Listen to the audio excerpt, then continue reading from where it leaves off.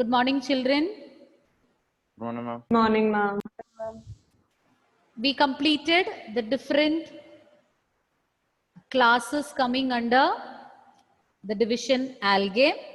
Under plant kingdom, you know that there are different divisions. We started with the first one, that is algae. And under algae, we learned about 3 classes. We completed it. Which are the 3 classes coming under the division algae? Evelyn, which are the 3 divisions?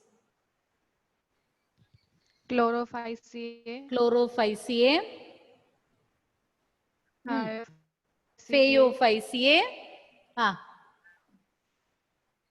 then Rhodophyceae. Rhodophyceae. Okay, and compare the cell wall in these 3: green algae, red algae, brown algae. Compare the composition of cell wall in these 3. Nandana.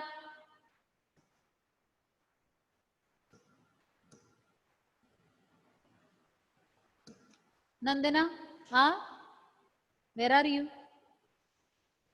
Let it be wrong. Nandana Srikant, your video is off. Want to refer your notes? Tell me the answer, Nandana. You know? Unmute and speak. You know that generally in all the plants, the cell wall is made up of? Nandana, with what is the? Not able to unmute? Okay. Donna, try, okay, Nandana, I'll come back to you. Yes, ma'am. In plants, the cell wall is made up of one main complex carbohydrate. Which is that? Plant cell wall is made up of? Cellulose. Cellulose. So compare the composition of cell wall in these 3 algae. I told you whenever you learn similar categories or similar divisions or classes, you need to compare and learn. I told the table is there in the textbook. Tell me what is the difference between the cell wall in these 3 types of algae. Donna only, tell me the answer. First one, green algae. It's made up of? What you said earlier, plus? They have chlorophyll. What am I asking? Pigments? Cell Chloroplast. Listen carefully, Donna. I asked about the composition of cell wall. Just They now I got have an answer. rigid cell wall. They have rigid cell wall. Made up of? Just now you told Cellulose. one component. Which is that? Cellulose. Cellulose. One more layer is there outside. What is that?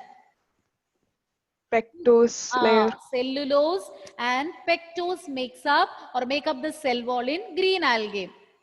And if it is the next one, which is the next one? Brown algae. Brown algae, Sharon, can you tell? In brown algae, the cell wall is made up of? The vegetative cells have a cellulosic wall that is made. Just say the components. That have a gelatinous coat made of algin. Yes. So algin and cellulose. I think the sentence, you don't learn it by heart. That is why you are starting from the beginning. I just asked the components. So cellulose and algin. Good. Algin. Now, the third one is made up of cellulose. So if you're asked to compare, you can say that in green algae, it is made up of cellulose and pectose. In brown algae, it is made up of cellulose with a gelatinous covering known as made up of algin, and the third one cellulose. Okay. Now storage form of food I want you to compare among these 3 algae. Michael, storage form of food.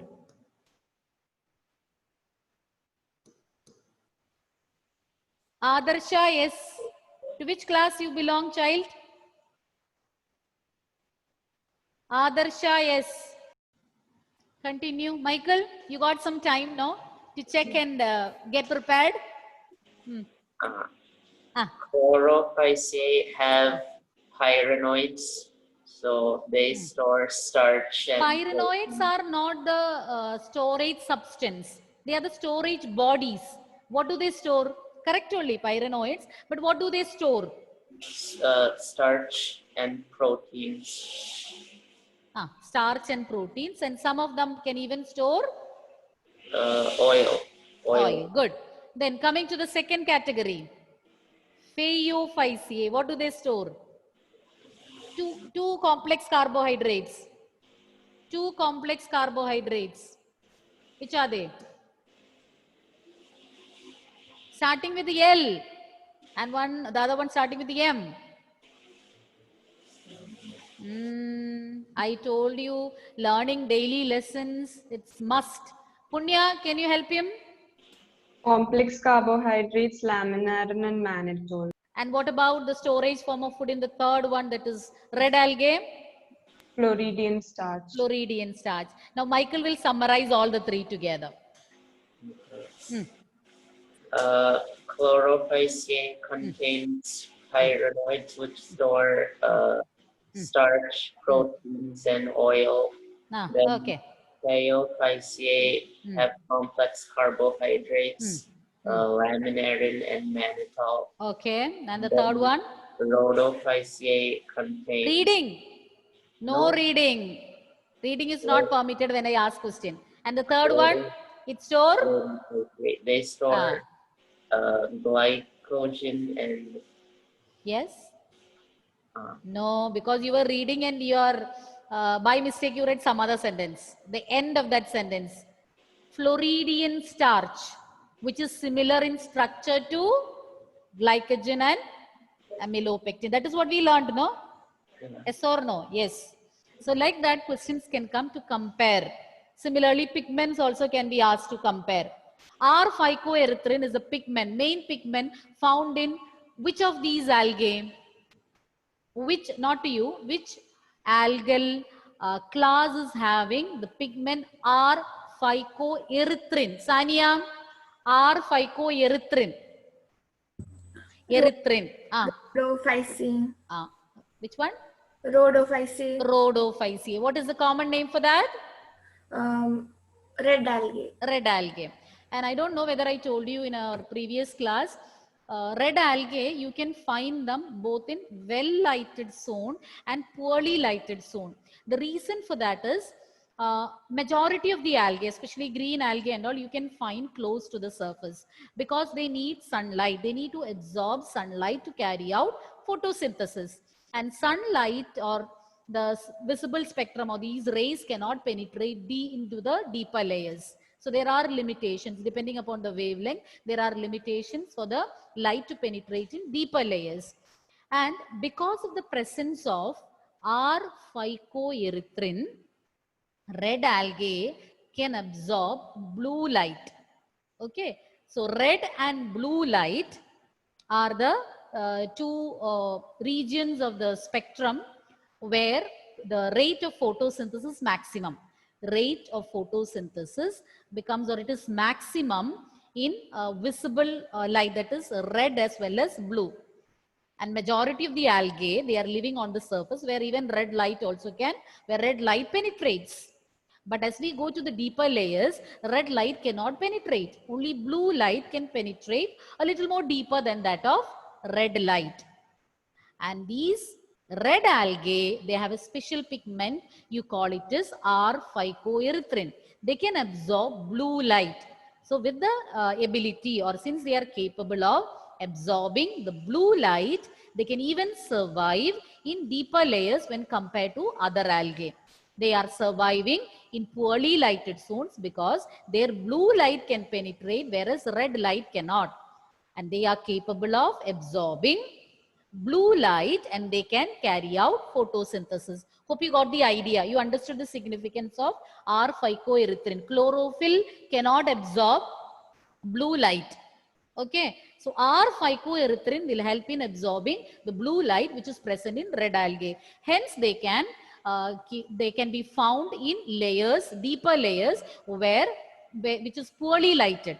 Less light penetrates there, but definitely blue light can go deeper than that of red light. Red light will penetrate only less when compared to blue light. Blue light can reach deeper when compared to red light. So majority of the algae, they absorb red light and carry out photosynthesis. They are found in the layers closer to the surface where proper light penetration is there. But red algae are found in a little more deeper because they are capable of absorbing blue light with the help of R-phycoerythrin, and they can carry out photosynthesis. That is why we learned a statement that red algae can be found both in well lighted zones as well as in less lighted zones. Any doubt? Any doubt in what I said? No, ma'am. No, ma'am. So next, what we are going to learn is we have completed algae. Which is the next division we need to learn? Bryophyte. Bryophyta. Do you remember any points we have learned about Bryophyta? One repeatedly asked question. I think in 9th standard. In 9th standard, you learned about these different divisions and diversity in the living world. That was the name of the chapter. There we have learned very briefly about Bryophyta, but some unique features you have learned. Can anyone recollect? Anyone recollect? There was a special name for this particular division. There is a special name. They are known as dash of the plant kingdom. Ma'am, amphibians of plant kingdom. Yes, Anna, good. Oh, you have good memory power, Anna.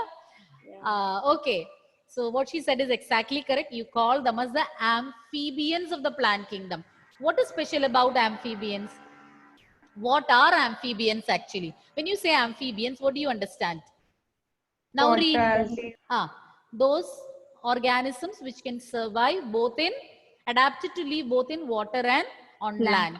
Okay. So why we call it as amphibians of the plant kingdom is not because they are surviving both on land and in water. You can find them in moist, damp, shady places. They are terrestrial. They are found on land. But we call them as amphibians of the plant kingdom because, anybody? Can anyone tell the answer? No.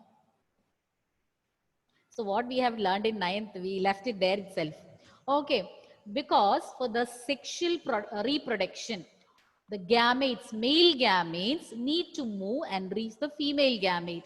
For that, they need the presence of water. Or else you can say, in bryophytes, for sexual reproduction to take place, the male gametes should reach female gamete. For that, water is essential. It is through the water medium that the male gametes will move and reach the female gamete. Clear? Yes? So Yes, that is ma'am. why we call them as amphibians of the plant kingdom. Nevin, your sister is studying in which class? Huh? He's in 4th. 4th standard. Our school? Yes, ma'am. Continuously, I can see her doing some supervision over there. She is having class? She's arranging a cupboard. Oh, okay, okay. What is her name? Nevin, what is her name?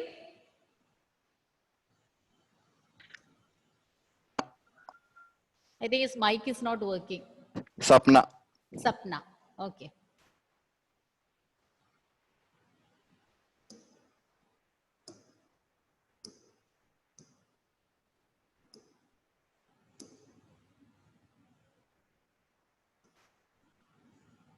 Algae, a comparison. Same slide is there in your textbook. I think some points, some terms I have added. Okay. See, common name, chlorophyceae, common name is green algae, phaeophyceate is brown algae, rhodophyceate is red algae. Major pigments in chlorophyceae, chlorophyll A and B, whereas in phaeophyceae, chlorophyll A, C. And we have already learned that it consists of carotenoids and xanthophylls. The major pigment is fucoxanthin. Whereas in rhodophyceae, chlorophyll pigments are there. Along with chlorophyll pigments, the major pigment is R-phycoerythrin. Now coming to the storage form of food. Starch, protein and oil droplets are stored in chlorophyceae, whereas they are mannitol and laminarin in phaeophyceae. And when it comes to rhodophyceae, the storage form of food is Floridian starch. And cell wall is made up of cellulose and pectose in Chlorophyceae, whereas in Phaeophyceae, these are cellulose with an algin covering, a gelatinous covering.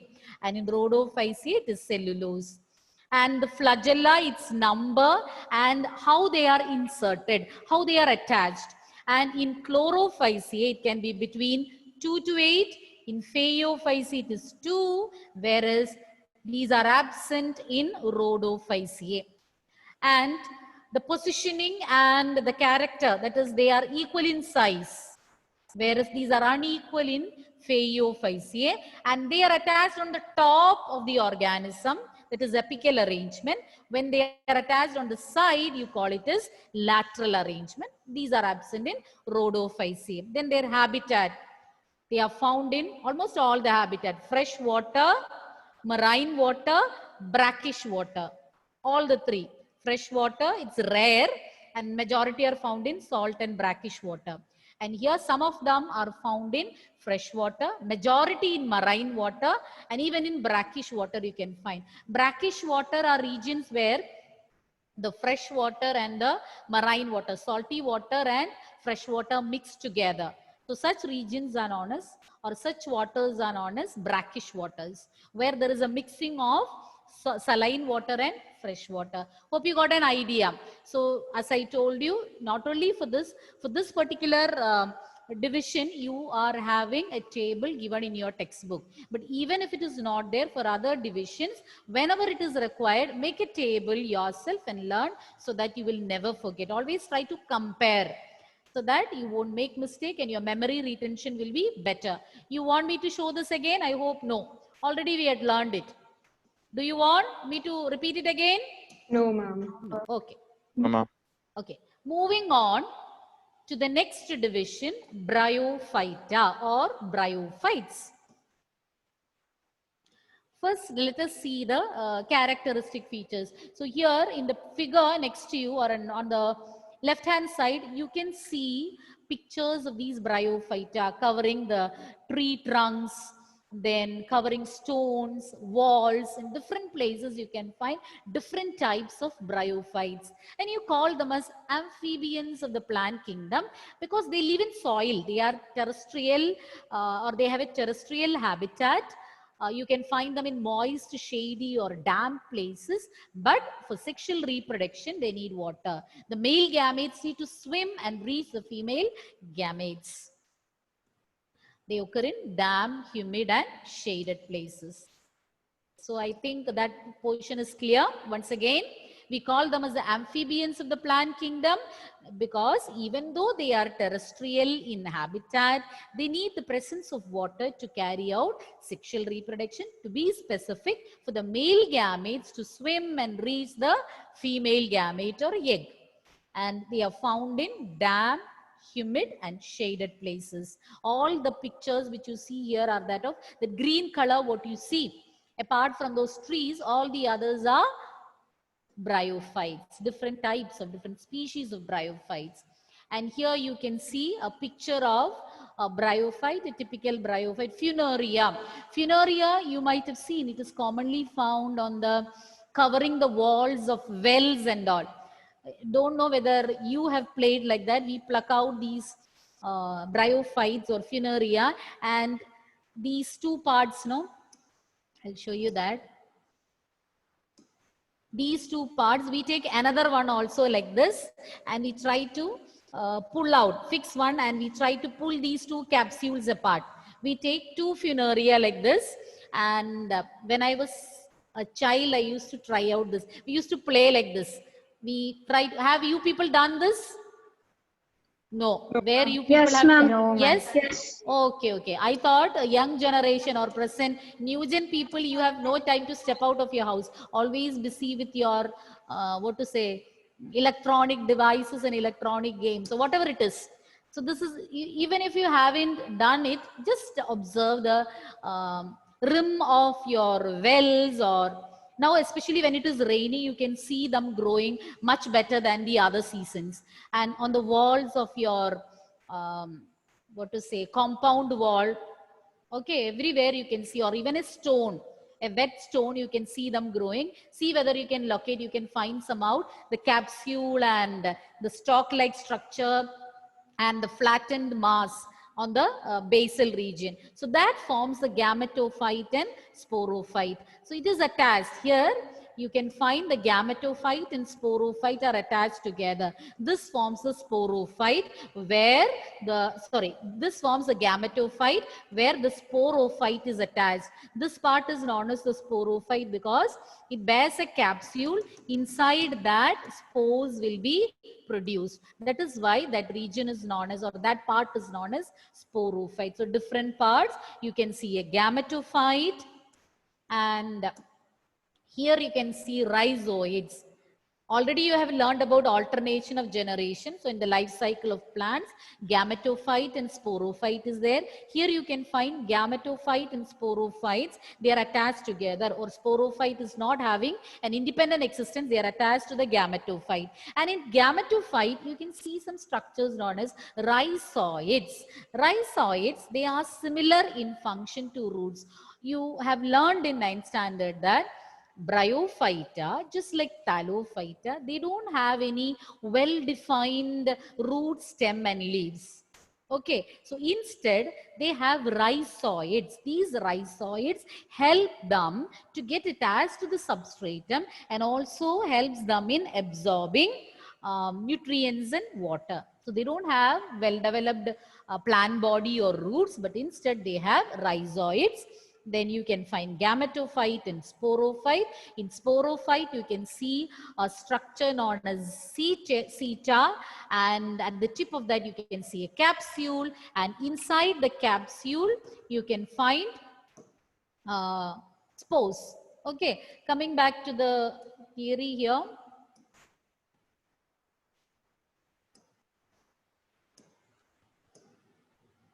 Body is more differentiated than that of algae. Still, it is thallus-like. So when you're comparing to the previous one, the complexity increases as we move from Thallophyta or algae to gymnosperms and angiosperms. So the complexity keeps increasing. So the first one was Thallophyta or algae. They are having a thallus, undifferentiated plant body, hence we call it as Thallophyta. Algae, that particular division, we even call it as Thallophyta because it is not having a well differentiated body. But when you compare it to the next one, that is Bryophyta, a little more differentiated than that of algae, still we cannot say that it is having properly defined or well developed body part. Still it is thallus-like, and it is prostrate or erect. It can be prostrate. What do you mean by prostrate? Lying flat, like moss and these funaria, you can see they are covering. They form flat masses.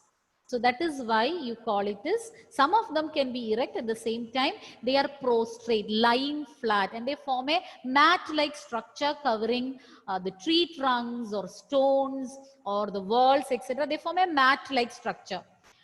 Hope you understood what I tried to convey. And these are attached to the substratum with the help of unicellular or multicellular rhizoids. Already I mentioned what are rhizoids. They are filamentous structures. Once again, they are filamentous structures which help these organisms to anchor and to absorb water. Once again, filamentous outgrowths formed from beneath the thallus, which helps them to get attached to the substratum or to transport or absorb water. Those are known as rhizoids because here the roots are not developed. The same point what I said, true root, stem or leaves are absent. They don't have a well differentiated plant body, but they have root-like, leaf-like or stem-like structures. We cannot call them exactly as a root, stem or leaf. Some structures which does the function, some structures which do which carry out the function of all these organs. For example, the roots, root-like structures, rhizoids perform the function of roots and they have some structures. It is labeled here leaves, but we cannot compare them to the leaves found in higher plants. Leaf-like or stem-like structures are found. And main plant body is haploid. Which is the main plant body over here? which is rooted over here? Huh? Which is the main plant body? This is the main plant body which is attached to the substratum. This is the main plant body. So which is that? Gametophyte. So that can be different for different divisions. Okay. But for Bryophyta, the main plant body is haploid. And it is known as gametophyte. And its function is to produce gametes. So once again, the main plant body here is haploid. Earlier you have learned in the previous chapter that in plants there is alternation of generations. It includes a haploid gametophytic phase and a diploid sporophytic phase. Sporophyte produces spores and gametophyte produces gametes. And in bryophytes, the main plant body is a gametophyte and its function is to produce gametes. Gametophyte is haploid and the gametes produced by them are also haploid. Any confusion? No, ma'am. Only if you respond, then I can move on thinking that you have understood. Otherwise, I'll keep on repeating and make you bored. So this will be the last slide we are seeing today, because after this period here, there is an MCQ test in the same board. So the teacher wants a little extra time. Okay. Children have started joining the waiting room. Okay. Now, in bryophytes, the sex organs are multicellular. The sex organs in bryophytes are multicellular. And the male sex organ is known as antheridium.